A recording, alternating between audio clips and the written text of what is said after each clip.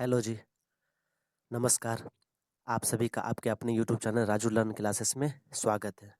बच्चों, मैं हूँ राजू कुमार। आप सभी कैसे हैं? उम्मीद करता हूँ जहाँ भी होंगे मस्त होंगे, खाते पीते और पढ़ाई लिखाई करते होंगे। आज आपका क्लास होने वाली है नागरी लिपि, कक्षा 10th, जो आप 2025 में एग्जाम देंगे। उसके एग्जाम की तैयारी के लिए जो है नागरी लिपि भी जरूरी है। ठीक है, नागरी लिपि से भी प्रश्न बनते हैं, ऑब्जेक्टिव बनते हैं, जो महत्वपूर्ण है उसे मैं लेके आया हूँ। और यदि आप इसके क्लास के पीडीएफ चाहते हैं तो फोर पीडीएफ पर क्लिक करेंगे, आप जो है व्हाट्सएप ग्रुप में ज्वाइन हो जाएंगे। ठीक है, तो चलिए शुरुआत करते हैं। नागरी लिपि। तो नागरी लिपि के लेखक हो गए गुणाकर मूले। नागरी लिपि के लेखक हो गए गुणाकर मूले। नागरी लिपि जो है ना, यह एक निबंध है। निबंध, ठीक है, यह एक निबंध है नागरी लिपि। हम लोग का लिपि क्या है? जैसे हिंदी का लिपि क्या हो गया? देवनागरी लिपि। तो इसका विकास कैसे हुआ, इसका इतिहास क्या है? ठीक है, तो इस कहानी के जरिए जो है ना, गुणाकर मूले ने बताया है नागरी लिपि के बारे में। तो नागरी लिपि के लेखक कौन है? ये गुणाकर मूले। इनका जन्म जो है 1935 ईस्वी में महाराष्ट्र के अमरावती जिले के एक गांव में हुआ था। निधन 2009 में हो हुआ। ठीक है, इसका निधन, मृत्यु जो है 2009 में हुई। ऑब्जेक्टिव है ये सब। इनके 25 वर्षों में 2500 से अधिक लेखों तथा 30 पुस्तकों का प्रकाशन हो चुका है। गुणाकर मूले का कितने लेखों का प्रकाशन हुआ है? तो 2500। कितने पुस्तकों का प्रकाशन हो चुका है 25 वर्षों में? तो 30 पुस्तकों का। ठीक है, प्रमुख कृतियां, मतलब इनकी जो रचनाएं कौन कौन है, जो फेमस हुई है, जो ज्यादा प्रसिद्ध है? तो अक्षरों की कहानी, भारत इतिहास और संस्कृति, मेंडलीफ, सौरमंडल, सूर्य, नक्षत्रलोक, अंतरिक्ष यात्रा, भारतीय विज्ञान की कहानी और अक्षर कथा। ठीक है, इनमें से जो है ना, एग्जाम में कोई एक ही रहेगा, पूछ देगा कि नक्षत्रलोक या अक्षरों की कहानी किनकी कृतियां हैं? तो गुणाकर मूले की।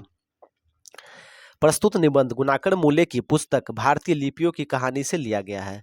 यह जो निबंध है किस पुस्तक से लिया गया है? तो भारतीय लिपियों की कहानी से। नेक्स्ट चलते हैं कि हिंदी की लिपि कौन सी है?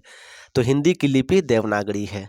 ठीक है, किसकी कौन सी लिपि है? आपको जो है ना, मैंने व्याकरण पढ़ाया है, भाषा और व्याकरण, उसे आप देख सकते हैं। ठीक है, दक्षिण भारत में नागरी लिपि नंदी नागरी कहलाती थी। दक्षिण भारत में जो नागरी लिपि होती है, जैसे हम लोग की लिपि इधर क्या है, देवनागरी है, तो वहाँ की जो नागरी लिपि है वो नंदी नागरी कहलाती थी, दक्षिण भारत की। विजयनगर के शासकों का लेख नंदी नागरी लिपि में मिलते हैं। अकबर ने, ये सब इतिहास का है, ठीक है ना। इतिहास मतलब सब सब्जेक्ट जो है ना एक दूसरे के पूरक है। ठीक है, सब एक दूसरे से संपर्क में है, तभी ना सब्जेक्ट का विकास हुआ, विषय आया। इतिहास हिंदी बना तो इतिहास से ही ना। अगर आप इतिहास के बारे में जानते हैं तो हिंदी लिख सकते हैं, कहानी लिख सकते हैं उसके बारे में। ठीक है, तो नेक्स्ट पॉइंट है, अकबर ने अपने समय के सिक्कों में राम सीता का चित्र बनवाया था। ठीक है, और उस पर जो है ना राम सिया लिखवाया था। अकबर के समय में जो है सिक्का जब चलता था, पहले के शासक राजा के समय में अपना सिक्का चलवाता था, तो उस पर जो है ना राम सीता का चित्र बना था। ये सब कहाँ से मिला था? अभिलेख से मिला है, खुदाई के दौरान मिला है, प्राचीन सभ्यता है ना ये सब। ठीक है, तो ये सब सारे इतिहास, अगर इतिहास हम पढ़ते हैं तो प्राचीन इतिहास जब पढ़ते हैं, मध्यकालीन इतिहास जब पढ़ते हैं, तो वहाँ पे जानकारी मिलती है। तो लेखक जो है ना यहाँ पे कुछ पॉइंट रखा है नागरी लिपि के को समझने के लिए, कि अकबर के समय में भी जो सिक्का मिला था उस पे जो है राम सीता का चित्र देखने को मिला था, और उस पे जो है राम सिया लिखवाया था। उत्तर भारत की लिपि को देवनागरी लिपि कहते हैं। उत्तर भारत की लिपि को देवनागरी लिपि कहते हैं, और दक्षिण भारत की लिपि को क्या कहते हैं? नंदी नागरी लिपि। तो नवीं सदी इसलिए लिख दिया कि 9वीं सदी से जो है ना इस लिपि का विकास होने लगा था ज्यादा उत्तर भारत में।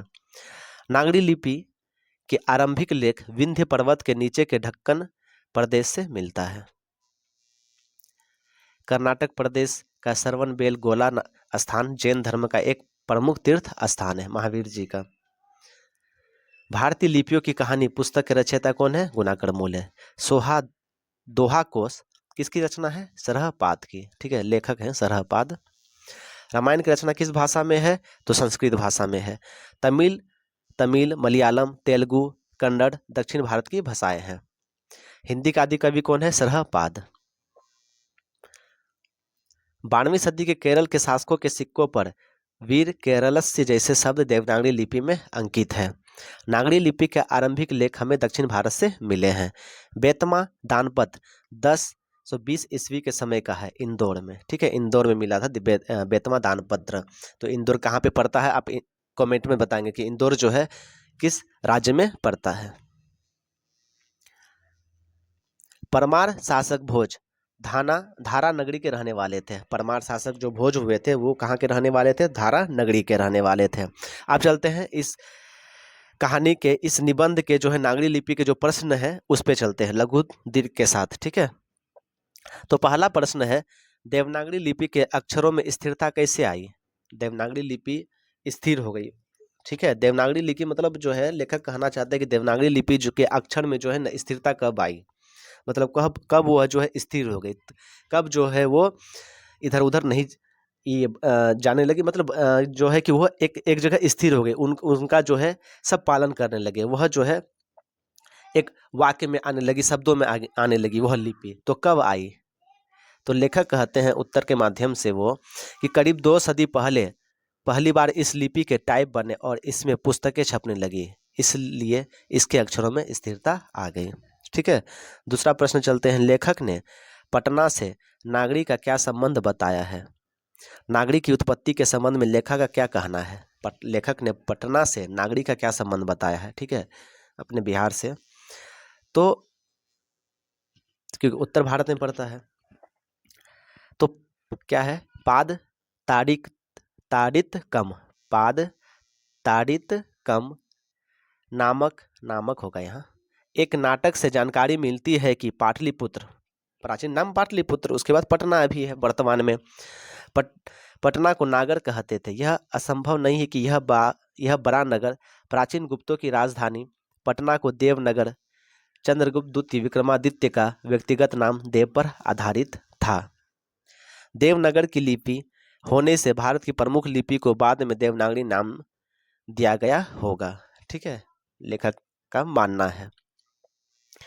तीसरा प्रश्न चलते हैं, देवनागरी लिपि में कौन सी भाषाएं लिखी जाती है? तो देवनागरी लिपि में लिखना है उत्तर में, देवनागरी लिपि में हिंदी तथा इसकी विविध बोलियां संस्कृत, मराठी, नेवारी, नेपाली इत्यादि भाषाएं लिखी जाती है।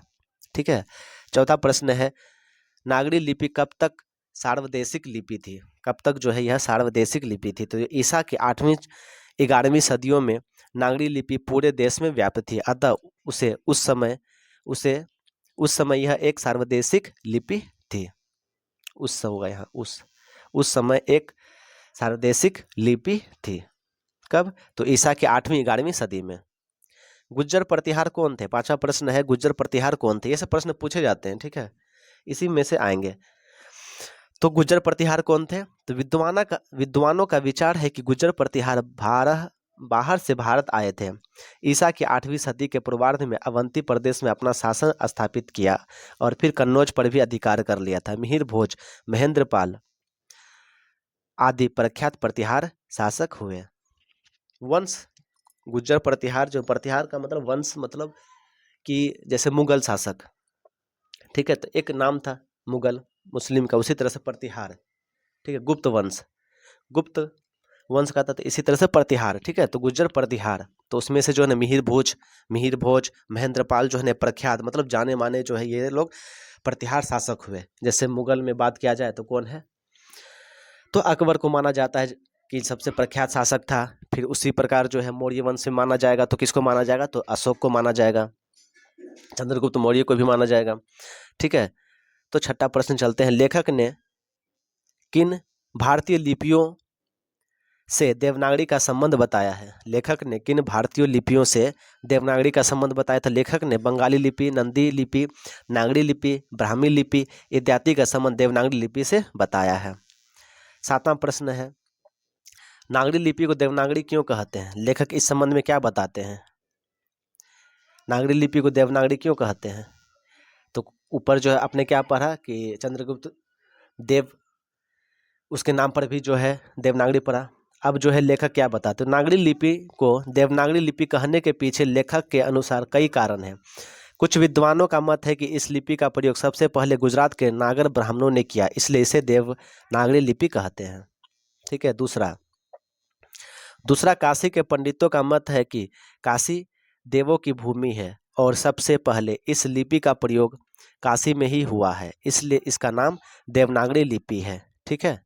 आपका जो है ये कंप्लीट हो चुका। नागरी लिपि जो है सब्जेक्टिव ऑब्जेक्टिव जो है कंप्लीट हो चुका है। इसी में से ऑब्जेक्टिव भी बनेगा, सब्जेक्टिव भी आएगा एग्जाम में। ठीक है। फिर आगे मॉडल सेट करवाया जाएगा।